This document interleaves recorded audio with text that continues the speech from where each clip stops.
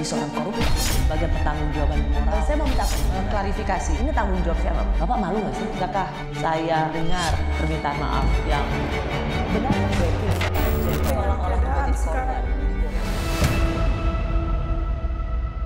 Selamat malam saudara, komitmen pelatih timnas Indonesia Patrick Kluivert mengakhiri catatan 44 tahun tanpa kemenangan melawan Australia nyatanya hari ini gagal. Indonesia gagal meraih poin usai kalah dari Australia di kualifikasi Piala Dunia 2026 Grup C.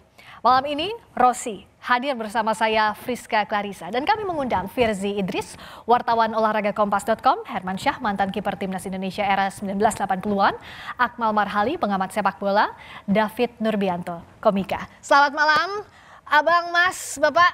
Malam. Kayaknya sih tim song kita hari ini malam chaos ini ya. Hatinya campur aduk. Kita lihat wajah-wajah kita sudah kayak jemuran belum disetrika ya Bang David ya. Iya, apalagi seharian puasa kan. Niatnya kan buka puasa harusnya dengan kemenangan gitu. Tambah lemes. Tapi lemes ya. Tambah lemes ya. Tambah lemes ya. Aja pahit banget ya. Es buah nggak nolong tuh. Nggak nolong.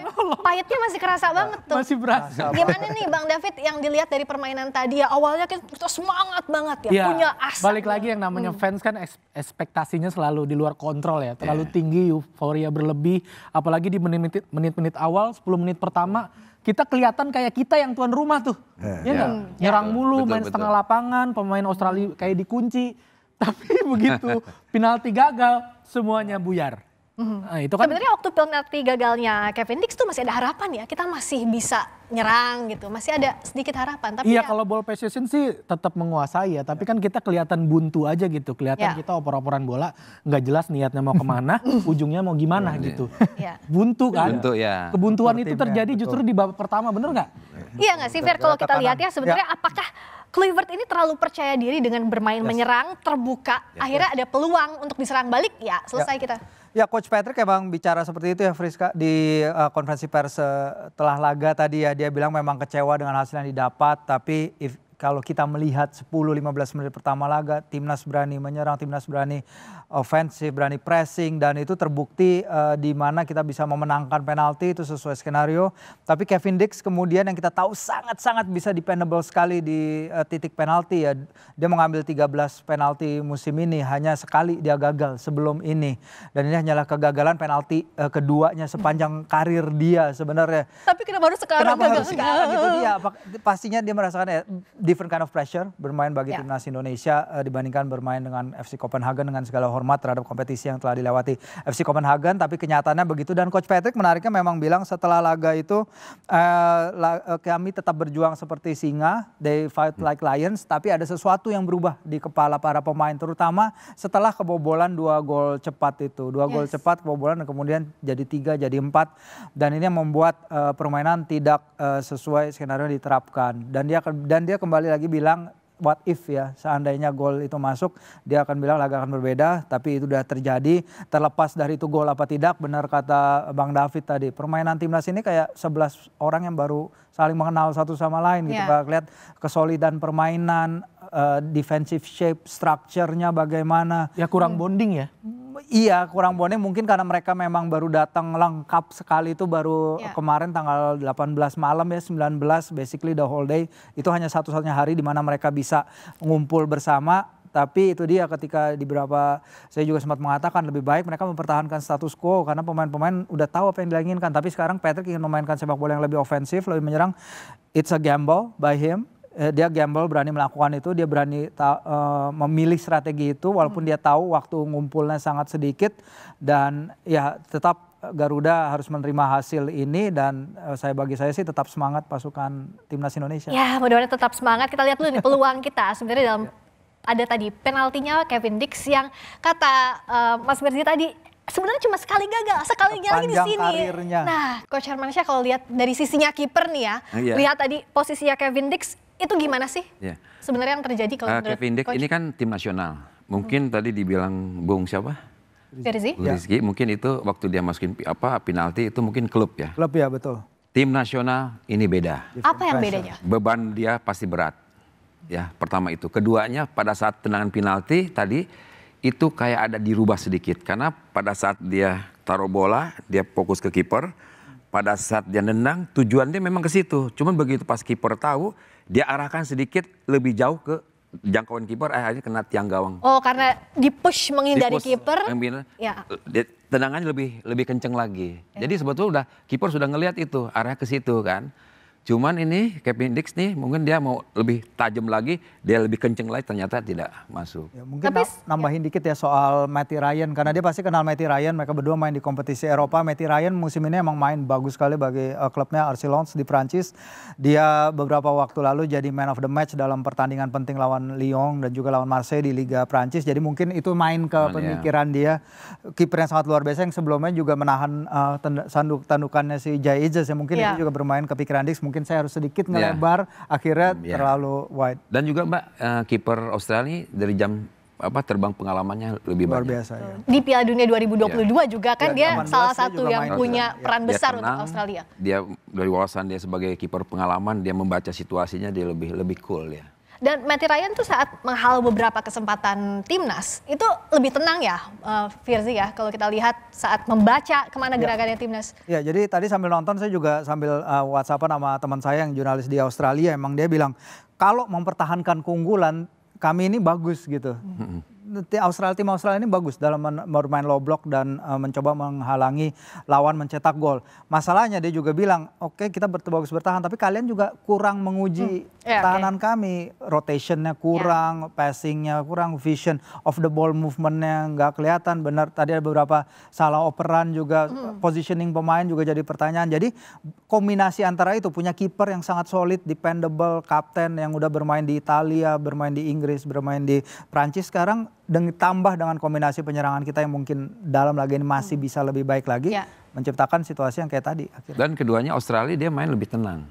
Oke. Nah ini kan Australia main lebih tenang kayaknya dilakukan Coach Shin. Bukan maksud banding-bandingin mantan ya, Akmal ya. Tapi kan kita lihat permainan waktu saat di GBK bisa nahan imbang 0-0. Main melihat dulu strategi bertahannya lawan kayak gimana, kita cari peluang gitu.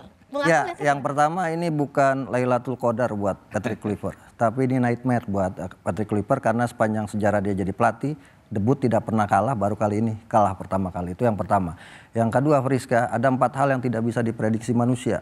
Umur, jodoh, rezeki, dan termasuk sepak bola kita. Gitu. Dengan program akselerasi yang sangat luar biasa ya. Sekarang kita punya 19 pemain diaspora. Ternyata akselerasi ini tidak menjamin kita akan bisa berprestasi. Itu yang pertama.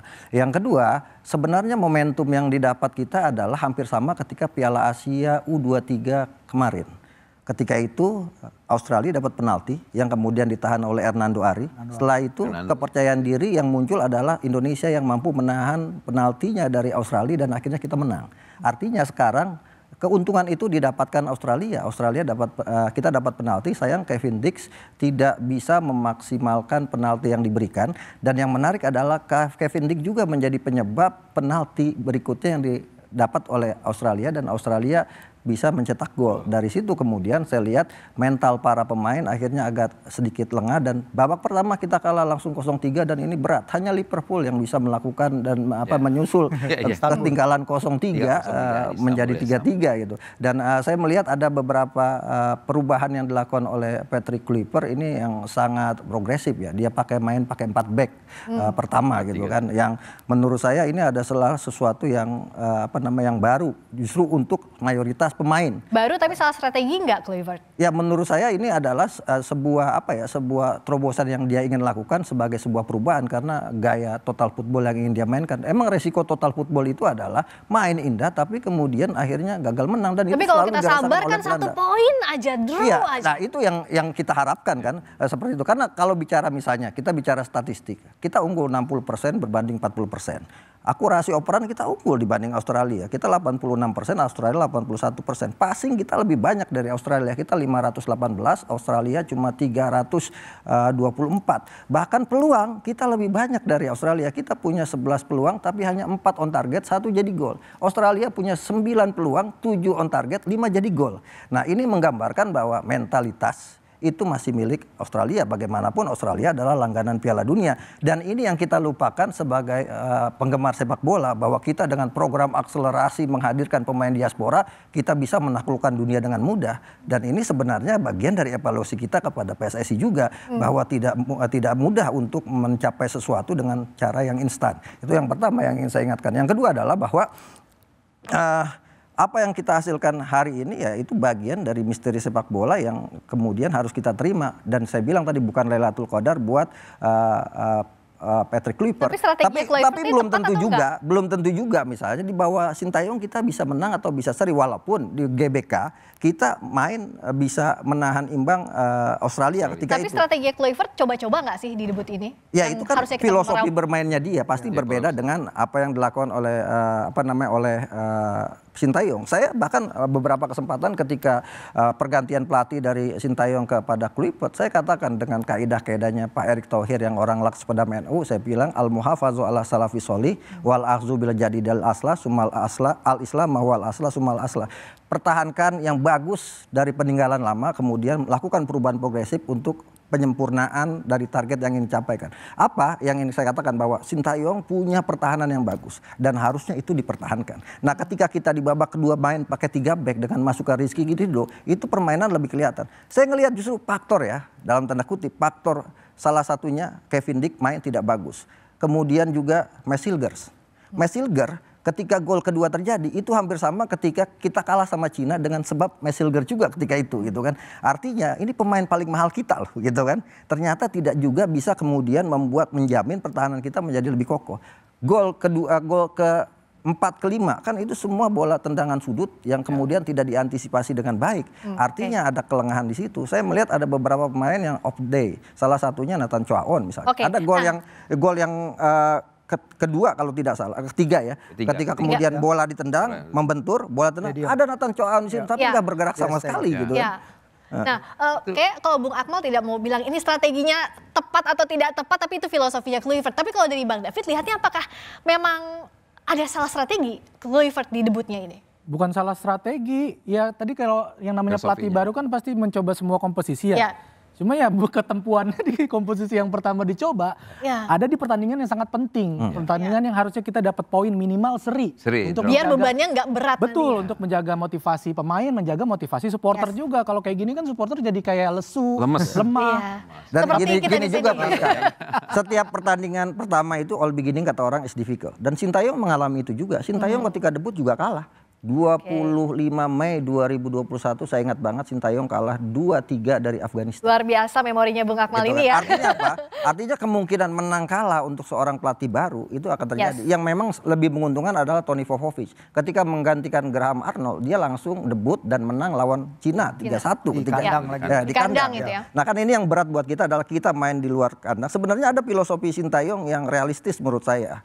Apa? Ketika kita melawan tim yang punya kemampuan lebih hebat dari kita, maka kita mengutamakan pertahanan. Dan itu tidak dilakukan oleh Patrick Kluivert. Buat Kluivert, Indonesia dengan Australia kekuatannya saat ini sama. Yang membedakan cuma rankingnya, kita 127, mereka 26. Tapi materi pemain yang saya miliki, mungkin ini menurut Kluivert adalah tidak kalah dengan apa yang dimiliki oleh Australia. Apalagi Australia punya 7 pemain intinya yang tidak ikut bermain. Sehingga kemudian pilihan untuk menang adalah bermain dengan menyerang. Nah tadi itu saya bilang momennya hilang ketika kita dapat penalti dan gagal. Dan di situ kemudian yang membuat kita akhirnya kalah dengan skor yang sangat telak. Karena akhirnya mental pemain ketika gol yang dicetak oleh Milner itu terjadi lewat penalti agak jatuh. Seperti halnya waktu yaitu Piala Asia U23. Hilang kehabisan akal Australia untuk membobol gawang Indonesia dan akhirnya Indonesia yang kita akan bahas lagi soal strategi ini, tapi di sisi lain juga yang harus kita apresiasi, apapun hasilnya timnas Indonesia ini kan merasakan laga tandang seperti kandang saat lawan Australia karena kehadiran ribuan supporter timnas Indonesia yang memerahkan stadion.